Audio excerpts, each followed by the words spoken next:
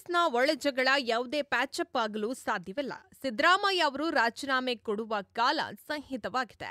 ಅವರು ಏನೇ ಪ್ರಯತ್ನವನ್ನ ಮಾಡಿದ್ರೂ ಸಹ ಮುಖ್ಯಮಂತ್ರಿ ಸ್ಥಾನಕ್ಕೆ ರಾಜೀನಾಮೆಯನ್ನ ಕೊಡಲೇಬೇಕಾಗತ್ತೆ ಎಂದು ಬಿಜೆಪಿ ರಾಜ್ಯಾಧ್ಯಕ್ಷ ಬಿವೈ ವಿಜಯೇಂದ್ರ ಅವರು ತಿಳಿಸಿದ್ರು. ಇನ್ನು ಮುಖ್ಯಮಂತ್ರಿ ಸ್ಥಾನಕ್ಕೆ ಲಾಬಿ ಶುರುವಾಗಿದೆ. ಡಿಸಿಎಂ ಡಿಕೆ ಶಿವಕುಮಾರ್ ಸೇರಿದಂತೆ ಅನೇಕರು ಸರದಿ ಸಾಲಿನಲ್ಲಿ ನಿಂತಿದ್ದಾರೆ. ಜನಪರ ಸರ್ಕಾರವಲ್ಲ, ಇದು ಕಮಿಷನ್ ಸರ್ಕಾರ ಎಂದು ಕಾಂಗ್ರೆಸ್ ವಿರುದ್ಧ ಬಿವೈ ವಿಜಯೇಂದ್ರ ಅವರು ವಾಗ್ದಾಳಿಯನ್ನ ನಡೆಸಿದರು.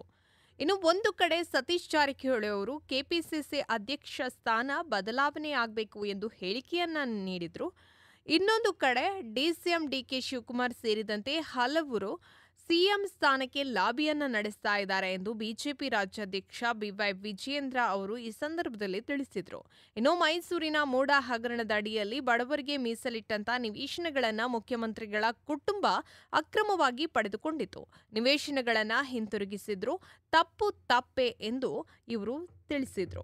ಇನ್ನು ಅಪರಾಧವೇ. ನಿವೇಶನ ಹಿಂತಿರುಗಿಸಿದ ಮಾತ್ರಕ್ಕೆ ಕಳಂಕದಿಂದ ಹೊರಬರಲು ಸಾಧ್ಯವಿಲ್ಲ. ಇವತ್ತು ಸ್ನೇಹಮಯಿ ಕೃಷ್ಣ ಮೇಲೆ ಬೆದರಿಕೆ ಹಾಕಿ ಕೇಸ್ಗಳನ್ನು ಹಾಕ್ತಾ ಇದ್ದಾರೆ. ಇವೆಲ್ಲ ಷಡ್ಯಂತ್ರ, ಪಿತೂರಿ ನಡೆದುಕೊಂಡು ಬಂದಿದೆ ಎಂದು ತಿಳಿಸಿದರು.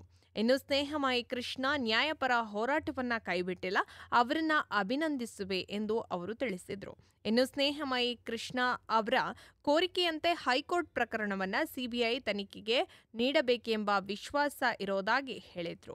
14 ನಿವೇಶನದಷ್ಟೇ ಅಲ್ಲ, ಇದರಲ್ಲಿ ಸುಮಾರು 5,000 ಕೋಟಿಗೂ ಹೆಚ್ಚಿನ ಹಗರಣ ನಡೆದಿದೆ. ಸಿದ್ದರಾಮಯ್ಯ ಅವರು ಕಾಂಗ್ರೆಸ್ ಸರ್ಕಾರ ಬಂದಾಗಿನಿಂದ ಸಾವಿರಾರು ನಿವೇಶನಗಳನ್ನು ರಿಯಲ್ ಎಸ್ಟೇಟ್ ದಲ್ಲಾಳಿಗಳಿಗೆ ಮಾರಿಕೊಂಡು ಬಂದಿದ್ದಾರೆ ಎಂದು ತಿಳಿಸಿದರು.